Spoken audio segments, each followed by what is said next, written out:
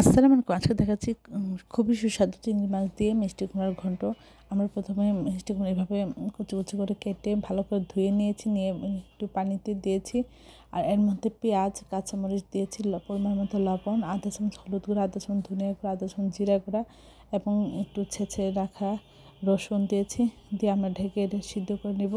তারপরে পানি শুকিয়ে গেলে আমরা এটা ঘুটে নেব। আর আমরা পাশাপাশি কিছু চিংড়ি মাছ নিয়েছি, এর মধ্যে সামান্য হলুদ, মরিচ, লবণ দিয়ে মেখে নিয়েছি এবং মিষ্টি কুমড়া ঘুটে আমরা পানি শুকিয়ে নিয়েছি। আর পাশাপাশি আমরা তেলের মধ্যে পেঁয়াজ দিয়েছি এবং পরিমাণ মতো 2-3 চামচ রসুন ছেঁচা দিয়েছি।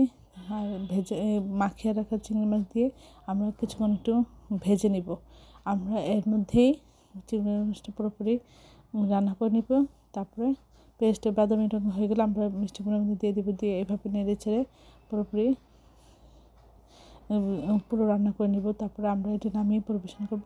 অসম্ভব মজা হয়। সবাই আমার চ্যানেলটি লাইক এবং শেয়ার দেবেন, সাবস্ক্রাইব করবেন, তাহলে এই ধরনের সুন্দর সুন্দর ভিডিওগুলো দ্রুত পেয়ে যাবেন এবং প্রিয়জনকে বেশি বেশি করে শেয়ার দেবেন।